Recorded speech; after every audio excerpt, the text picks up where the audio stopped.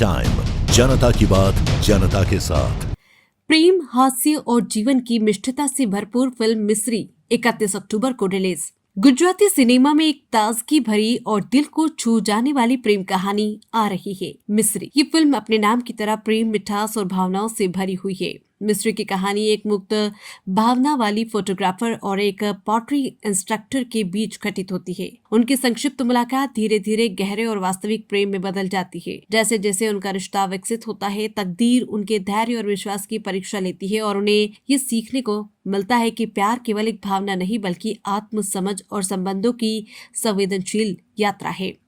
ऊर्जावान, हंसमुख और भावात्मक मिस्री एक फील गुड आधुनिक रोमांटिक कॉमेडी है जो आज के समय में प्रेम के अनुभव को सरल, वास्तविक और सम्मोहक ढंग से प्रस्तुत करती है। वज्र फिल्म्स द्वारा प्रस्तुत मिस्री का निर्माण जुगाड़ मीडिया प्रोडक्शन के बैनर तले जील प्रोडक्शन और मासूम फिल्म के सहयोग से किया गया। फिल्म का निर्देशन जील प्रोडक्शन और मासूम फिल्म के सहयोग से किया गया। फिल्म का निर्देशन कुशल एम नायक ने किया और निर्माता है कृपा सोनी और संजय सोनी। सह निर्माता ध्रुविन शाह, मीत कारिया और जय कारिया। लीड रोल में मानसी पारेख और रौनक कामदार है। फिल्म में टीकू तलसानिया, प्रेम गढ़वी, कवि शास्त्री, कौसम्बी भट्ट और बाल कलाकार प्रिंसी प्रजापति भी हैं। इसके अलावा कनोडिया एक विशेष भूमिका में नजर आएंगे। फिल्म के निर्देशक कुशल एम नायक कहते हैं कि मिस्री एक हृदय स्पर्शी रोमांटिक कॉमेडी है जो दिखाती है कि प्रेम कभी हल्का और मजेदार, कभी गहरा और भावात्मक होता है, लेकिन हमेशा वास्तविक और सार्थक होता है। हास्य, रोमांस और भावनाओं का संतुलन मिस्री को दर्शकों के लिए एक यादगार सिनेमाई अनुभव बनाता है। प्रेम, हास्य और जीवन की मिठास का अनुभव करें। मिस्री 31 अक्टूबर को आपके नजदीकी सिनेमा घरों में। अहमदाबाद से चिराग सोनी की रिपोर्ट। મજા આવી હમણાં જ અમે કહ્યું ને કે બહુ સુંદર ફિલ્મ છે અને અમને કરતી વખતે મજા આવી એટલે તમને જોવામાં પણ મજા તો આવશે જ. આ છે ને બહુ જ એક બેઝિક ક્વેશ્ચન છે, એનો આન્સર પણ બહુ જ બેઝિક છે કે જે કેરેક્ટર હું પ્લે કરું છું એ આના કાકાનું કરું છું કાકાનું કેરેક્ટર પ્લે કરું છું અને 6 વર્ષનો હતો ત્યારથી એને મેં ઉછેર્યો છે. એ કેરેક્ટર છે મારું અને એને સખત પ્રેમ કરું છું ને મારી મિશ્રી એકચ્યુઅલી એની સાથે છે. એક્સપિરિયન્સ તો ફેન્ટાસ્ટિક જ રહ્યો ને એકદમ. એટલે ક્યારનું હું એ જ કહી રહ્યો છું કે તમને બહુ મજા આવશે. એટલે યુ કેન તમે સમજી શકો છો કે કેવો એક્સપિરિયન્સ રહ્યો છે. મિસ્રી એક અલગ પ્રકારની લવ સ્ટોરી એટલે છે કેમ કે એક મેચ્યોર લવ સ્ટોરી છે જે ઘણા મહિનાઓથી આપણે ગુજરાતી સિનેમામાં નથી જોઈ. આમાં પરફોર્મન્સીસ બહુ જ સરસ, પાવરફુલ છે, રાઇટિંગ સ્ટ્રોંગ છે, ગીતો બહુ સુંદર છે અને ઓવરઓલ એક સિનેમેટિક એક્સપિરિયન્સ બધા જ વ્યુઅર્સને મળશે. અને આ એવી ફિલ્મ છે જે તમારે મોટા પડદા ઉપર તમે જોશો તો તમને પાછું પ્રેમમાં પડવાનું મન થઈ જશે. તો ડેફિનેટલી તમારે મિસ્રી જોઈ. મારું પાત્ર, હું પૂજાનું કિરદાર ભજવું છું અને પૂજા એક પોટર છે અને એના પાસ્ટમાં એક એવી ઘટના થઈ છે જેનાથી થોડીક સહેમી છે અને થોડી દુઃખમાં છે. પણ પછી એના લાઈફમાં અર્જુન આવે છે જે એક ફોટોગ્રાફર હોય છે. એ લોકો બંને મળે છે અને પછી શું થાય છે બંનેની લાઈફમાં, આખી લાઈફ બંનેની ઉથલ પુથલ થઈ જાય છે.